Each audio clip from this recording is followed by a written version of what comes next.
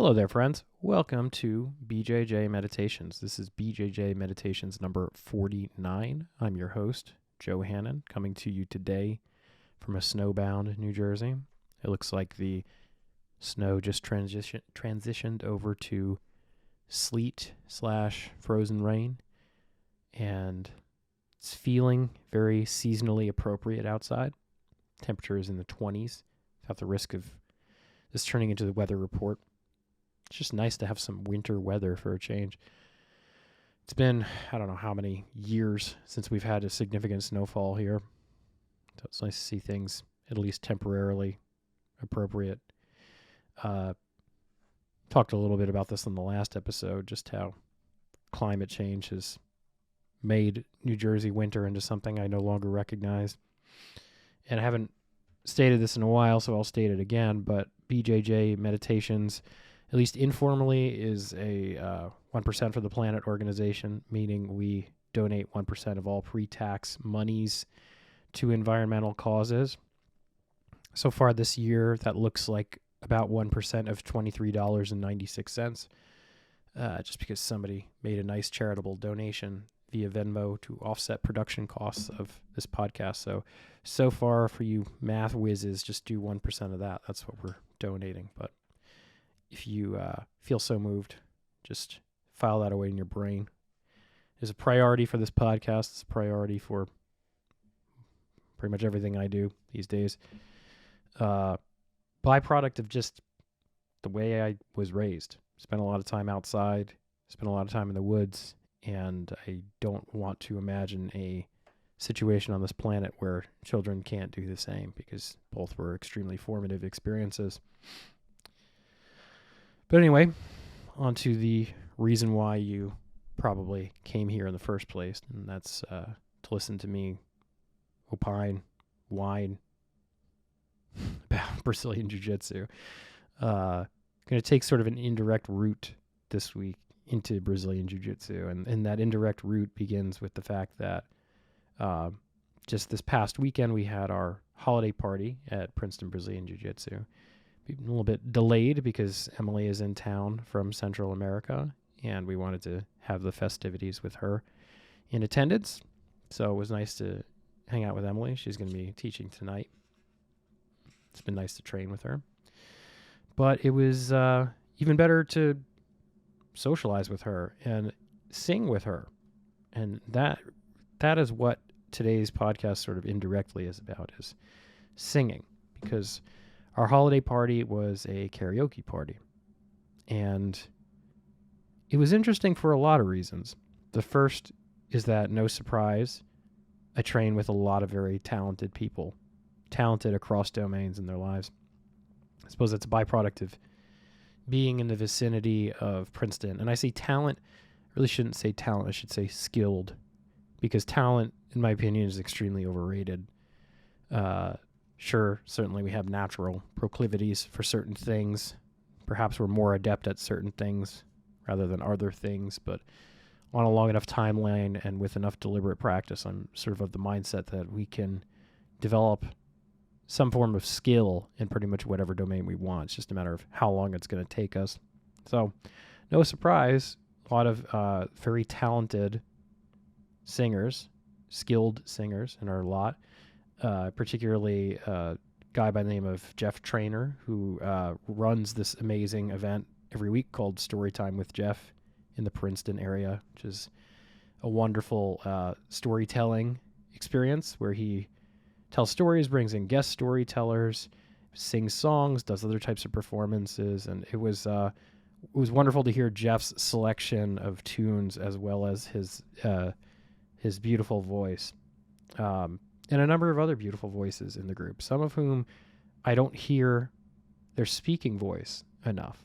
But just kind of as an observer and a participant, because I did sing, it is interesting to think about who sings and who doesn't. And I kind of have what I came to realize later in my life is a strange relationship to music, because I come from a very musical family, and for all intents and purposes was in sort of a family band for much of my childhood. For example, my father don't know if you could call it a family band in a classical sense, but my father always had a band with his friends. I suppose I was only directly related to my father when I was performing in this band, but my performances started out simply just as singing backup vocals, harmonies with them when I was about 7 or 8, to eventually when I learned how to play guitar, sitting on guitar, sitting in on a lot of gigs, paid gigs for them on bass, which was interesting. I wrote a story about this not too long ago on Substack. You learn a lot playing bass in local dive bars and watching the drunks do their thing. But anyway, I came from this very musical family. Every family gathering, at least on the Irish side of the family, involved singing, sometimes with or without the assistance of alcohol. And I just thought this was something that everybody did, to the point where I was in college and I was dating this girl. My grandfather died, and we had his funeral in his wake, and it was a very traditional Irish wake in the sense that you really couldn't differentiate it from an Irish wedding with the amount of singing and drinking that was going on. And she was kind of surprised by all this, and surprised that everybody in my family at least pretended to be so musical. And I thought that was normal. I thought all families were like that, but came to realize it's not the case. People have very walled off relationships to their own voice and their own music, sometimes to music in general. So as I'm sitting at this party, I'm listening to all these people sing and watching the people who choose not to. And I'm not going to name names or anything like that because I don't want to call anybody out, but I think this is worth thinking about, because we all at one point in our lives sang, and we also did other things, like we all danced, we all told stories. And if you're of a certain generation too, we all sat comfortably in silence. And I see all these things, I see these qualities in my son, and I cherish them, because I know that every single one of us had these qualities in our life at one point or another. And either they were nurtured and they took root, or they were not and they were stifled out. But watch my son, who is 2, spontaneously burst into song. Just last night I was giving him a bath, and he has letters and numbers, little foam letters and numbers in the bathtub, and he was putting up the letters and singing the ABCs. He dances all the time. He especially loves to dance to the theme song to Bluey, which, interestingly enough, when I try to dance to the theme song to Bluey, or my wife tries to dance to the theme song to Bluey, which, as you may or may not know, has great call-outs for both mom and dad, he doesn't like that. He'll grab us by the arm and tell us to sit down, and he'll say, dancing. Only he's allowed to dance. And in his own way, he's starting to tell stories.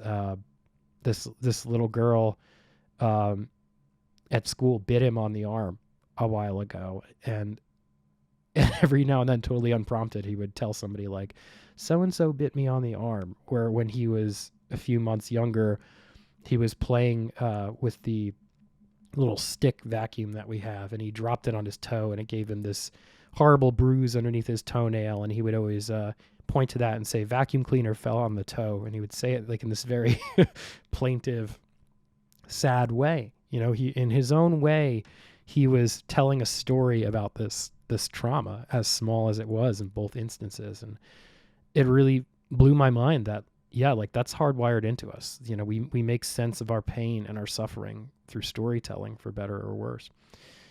And, I also watch him contentedly sit quietly and watch squirrels run around outside on the lawn, or, contemplate his magnetiles quietly, or play with his wooden bus, which was on the floor here not that long ago, but is not, quietly. And it begs the question of what happens to us adults that makes us self-conscious, that makes us unable to sing, and makes us unable to dance. And it brought to mind something that I heard, and I'm thinking all of these thoughts and having all these experiences while I'm watching people sing and observing the people who are choosing not to at the karaoke party at the school. And it brought to mind something I want to say I heard from Boyd Vardy, who is this professional lion tracker. He has a fantastic book called The Lion Tracker's Guide to Life, which you should check out. And he also had this amazing podcast. I believe it's just his name if you search for it. My favorite series that he did was 100. He did this series, I believe it was 100 days, where he was living in a treehouse on the nature preserve where he lives and works in South Africa. I believe he shared this anecdote. He knows a lot about tribal and ancestral wisdom, and he was talking about how often in tribal cultures, when you present to a shaman with some sort of malady, they'll ask you a series of questions, and the questions are, when did you stop dancing? When did you stop singing? When did you stop loving stories? And when did you stop finding comfort in silence? So I've heard this, pretty sure from Boyd. I've heard this from other people. I know Paul Chek has talked about it. I believe Gabor Mate might have even written about it or spoken about it at one point. And it's one of those things where I don't know how legit this is. It could be total bullshit, but sometimes there's a kernel of truth in total bullshit that is realer than reality, and I feel like this is it. And I feel very strongly that these aspects of ourselves are so deeply rooted in self-expression, dancing, singing, stories, silence, receiving. When we're not doing these things, there's something fundamentally unsound in us. Maybe it's self-consciousness. Maybe it's something else entirely, but we're lopsided, essentially. And for those of us in Jiu Jitsu, I feel like Jiu Jitsu scratches some of these itches. Like you could almost say Jiu Jitsu is a dance. It certainly is a form of physical expression. And it's a stretch for all of us, for many of us, especially if we're serious about taking ourselves on, working outside of our comfort zones, working in places where we're self-conscious. Like if you are on the path of growing as a martial artist, regardless of what your belt rank may indicate, it's an often uncomfortable journey. And we have our moments of pure self-expression where everything is flowing and everything feels beautiful, but we also have our moments where everything feels stifled and bottled up and forced. There's a give and take at play there. But for most of us, we have sort of those Zen-like moments where everything is flowing. And we have them with some degree of reliability, especially as we get more skilled in this martial art. But where are we stifled? I see this quite often in people who do jiu-jitsu and people who have other pursuits that teeter on obsession. Like I see this in hunting too, for example. This is not unique to a jiu-jitsu problem. We have this tendency, I think, to flatten out our lives. We can tether ourselves too closely to one thing and let that one thing define us. And I suppose I'm very guilty of this as I sit here on my jiu-jitsu podcast preaching to you about this sort of thing. So it's alive in all of us, this tendency to flatten our lives. But I think if this podcast and if has a purpose, and if my life in general, 37 years of experience have taught me anything, it's that we need to prioritize breadth of experience. And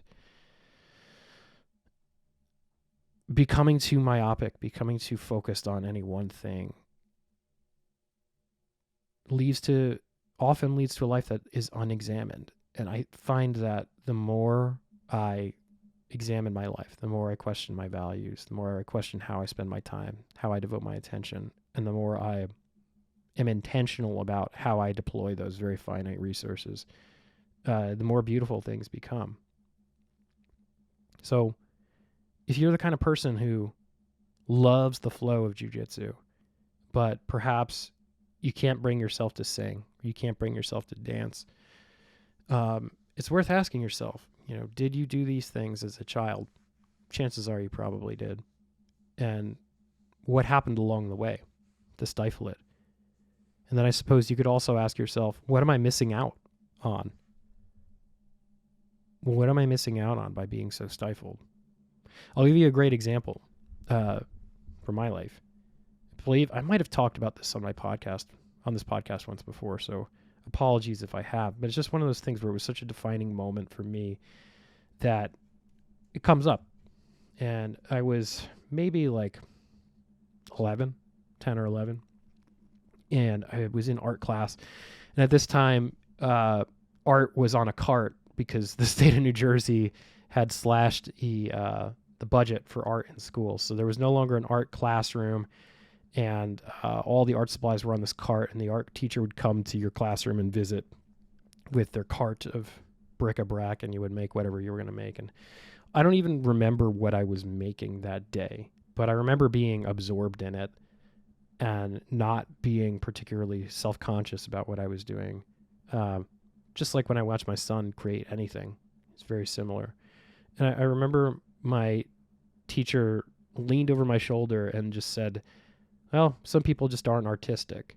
And that really wounded me in a profound way to this day, where like if I'm drawing anything, I'm self-conscious about what I'm drawing. For the longest time, I couldn't draw at all. I can draw now, but I certainly don't feel good about it. I don't feel like I'm in flow when I'm drawing the same way I do when I'm singing or when I'm dancing or when I'm doing Jiu Jitsu. So something happened there.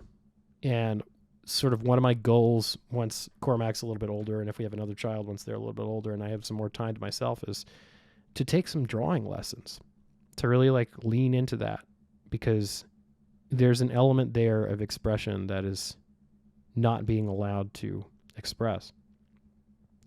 So for the sake of having an examined life, I think that it's worth asking yourself, what do I get out of jiu-jitsu from a sense of self-expression? How does this help me live a meaningful life? And where am I not getting that in other arenas of my life? Am I dancing? Am I singing? Am I loving stories? Can I sit comfortably in silence?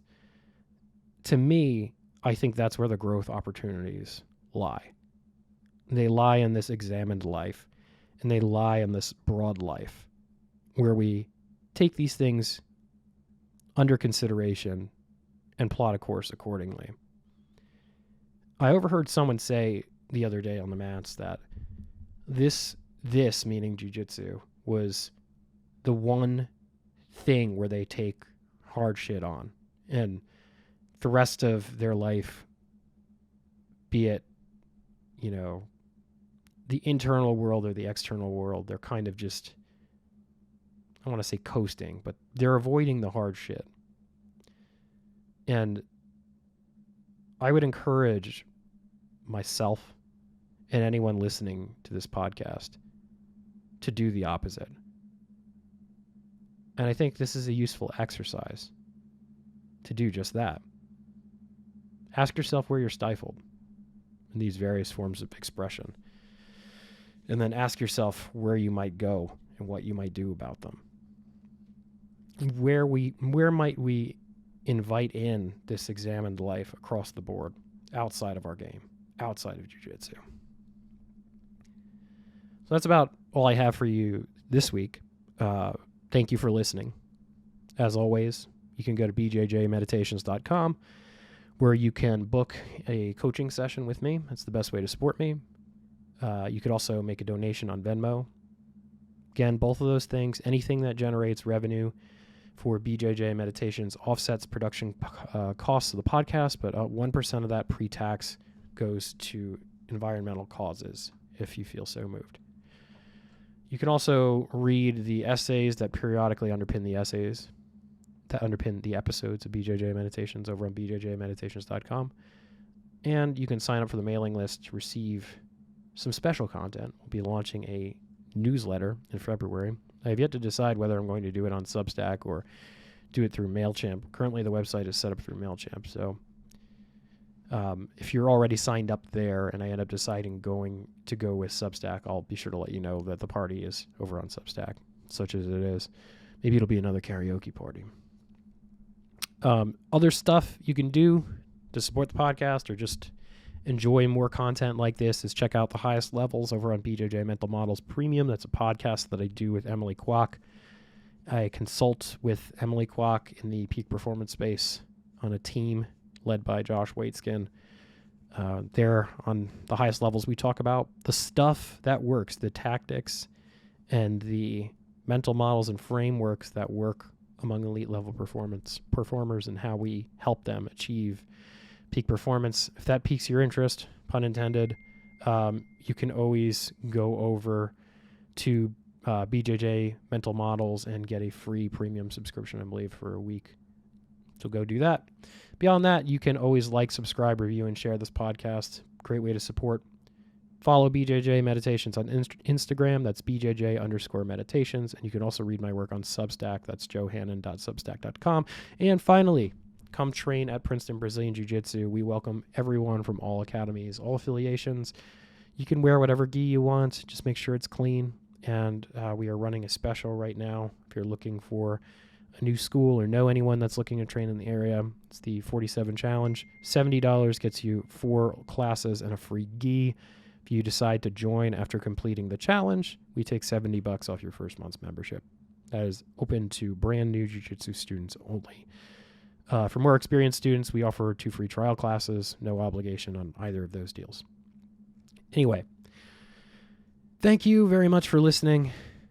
I hope you find this helpful. I hope that this call to arms for this examined life registers and you take it seriously.